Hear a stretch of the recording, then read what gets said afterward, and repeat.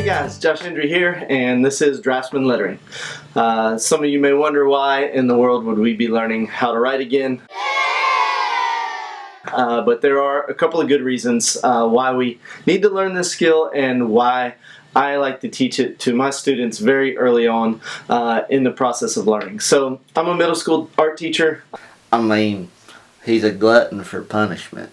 And this is my launching point for them.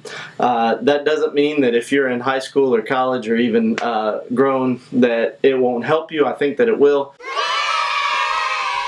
And the reasons why are this. Writing is one of the most basic and widely accepted forms of visual communication. And when I think of art, I think it is kind of like the pinnacle of visual communication. So the most profound artists, they're able to say something that can't really be said with verbal language or even with sounds or even with aromas or tastes, if you think about a chef and their art. The visual artist is relying completely on what can be taken in with the eyes, and that form of communication is unique and is done most effectively when you understand some very basic principles. So I think it was Pablo Picasso who said it took him a lifetime to learn how to paint like a child. And there's something really profound about that. The fact that it took him that long to be able to connect with the child kind of inside of himself enough to let go of all the other pretenses or interference that he might otherwise feel, and to be able to communicate that to somebody who looks at one of his paintings that looks like a child painted it, they could easily dismiss it, not understanding how much went in to the thought and the effort and the learning behind it. Draftsman lettering readdresses a skill that we've all already learned, and at one point that was brand new for us. We didn't know how to identify an A, we didn't know how to reproduce an A, and it took weeks and weeks of training ourselves. If we return back to that skill and say, okay, even though I know this, maybe there is something that I can learn again. I think that principle also comes into play later on when you're learning how to communicate visually or you're trying to perceive something. So often we think, or I'll think, I understand this situation, that situation, or the way this looks, or understand what I'm seeing with my eyes, when somebody who's more knowledgeable will come in and just completely see it for what it is.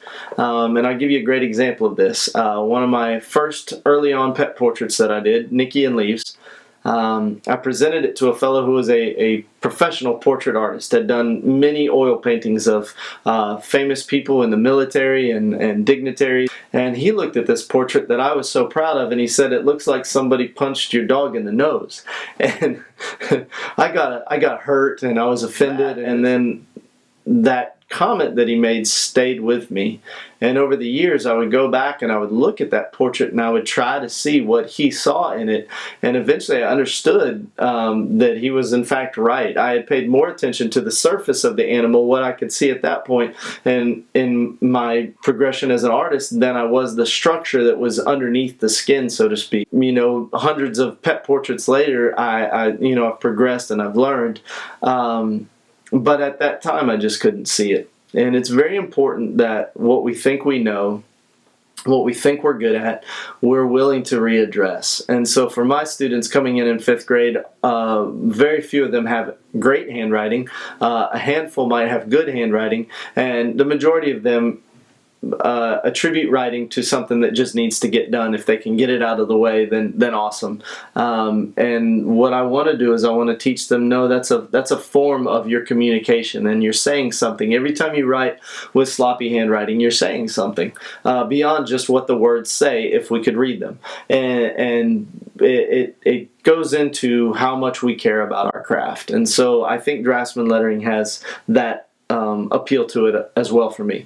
And then it's universally accepted. Engineers, designers, everybody, it's easily recognizable for a wide range of professions, and so being able to communicate visually in that way gives us a clear and consistent visual language to use. So I know that's a long ridiculous intro for something like this, but it needed to be said, and that's how that goes. So at any rate, without further ado, there are 3 exercises with this. You're going to first learn the alphabet, and each little letter that you see at the top of your sheet, there's a printable with it, so you print that out. Each little letter has very specific arrows, directions, and numbers to tell you which stroke to make when for each letter, and then it gives you practice space underneath. I think you can do the alphabet like 3 times. That's the first exercise. The second exercise is very similar to the first, except that there are no boxes for you to use. There are just guidelines. And so what that simulates is like a piece of notebook paper, I guess. But what you're going to be working on is the spacing between the letters. So thinking about how an M fills up its space much differently than the letter I fills up its space, and how much space are you going to give between each letter. So that's the second exercise. And then the final one is just, I want you to take a blank sheet of paper, put our lettering guide, it's a printable lettering guide, underneath the blank sheet of paper, and that sheet of paper could be loose leaf or it can be bound in a sketchbook, it doesn't matter, but I want you to write your favorite poem in Draftsman lettering using the lettering guide behind the blank sheet of paper. So there you go. I'm so excited you're taking the class. Please again post your work, and if you like this, there'll be more classes to come. Thanks so much.